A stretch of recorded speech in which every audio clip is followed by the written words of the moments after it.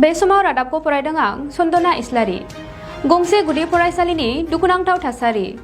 फरायसाफोरा बस्थायाव जिरायनानै सोलोंथाइ लानांगासिनो दङ। गोग्लैसोनाय ओनसोल आरो गोरिब नखरनि गथ'फोरा भारत हादरनि नोगोरारियाव गोग्लैया नामा?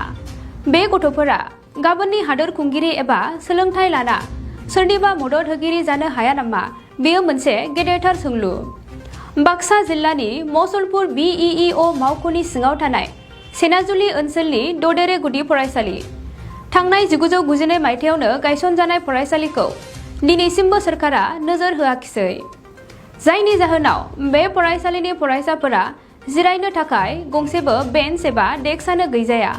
बेखायनो न'निफ्राय बस्ता एबा कारपेट गावबागाव लोगोआव लाबोना बनानै जिरायना सोलोंथाइ लानो गोनां जादों।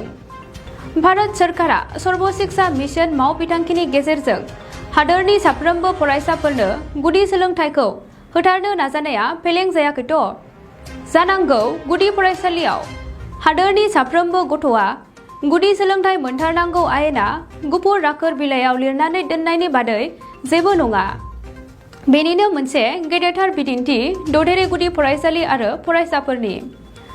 समाजो फोरमायसिगोन भारत सोरखार, आसाम सोरखार आरो बिटिआर सोरखारा गोग्लैसोनाय ओनसोलनि गथ'फोरनि जिउजों गेलेयो ना सोलोंथाइ होनानै सोरांनि फारसे लाबोयो।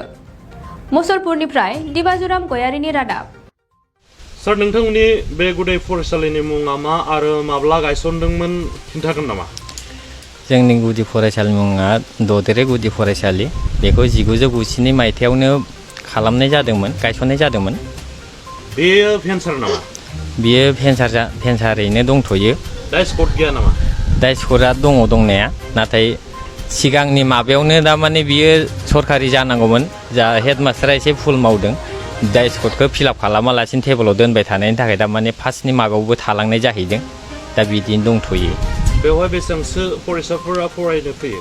बेहाय 129 फरायसाया फरायगासिनो दङ। सिगाङो जोङो दामाने सरकारनिफ्राय लामसाम 48,000 मोनदोंमोन। बेनि उननिफ्राय जोङो दामाने टटेलि बन्द' जानानै दङ। आरो दायो ओंखाम संग्राफोरनियालाय दरमाया फैबाय थायो, ओमफ्राय मिड डे मिलबो मोनो। माथ्र जोंनियाल' दरमाया दामाने गायब जानानै दङ। बे फरायसालियाव आं फैनानै नुनो मोनदों जे गोबां फरायसायानो बस्थायाव जिरायनानै फरायबाय थानायखौ नुनो मोनदों।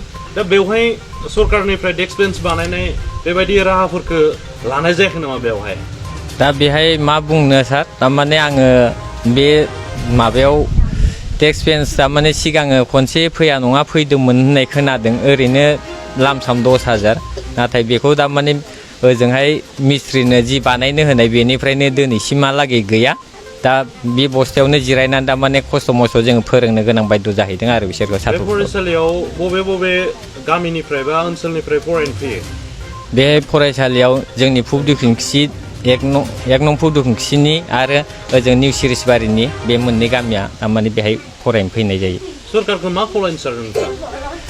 दा अननानै जोंनो दामाने दा दि सोलिबाय थानाय बिटिआर सरकार, बियो अननानै दामाने जोंनो डेस्क बेन्च बा जोंनि माबाखौ सरकारि खालामनानै होयोमोनबा जोंनि लाइफआ दामाने बहुद मोजां जागौमोन आरो बेखौनो आं खावलायनो सानो। नोंनि मुङा मा? बिराम बर'। नों मा थाखोआव फरायो? क्लास 5। नों फरायनानै मा जानो सानो? मास्टार। बे फरायसालियाव डेस्क बेन्च गैया नामा? गैया। नोंसोर मायाव जिरायनानै फरायो? बस्थायाव ज'ना फरायो। नोंनि मुङा मा?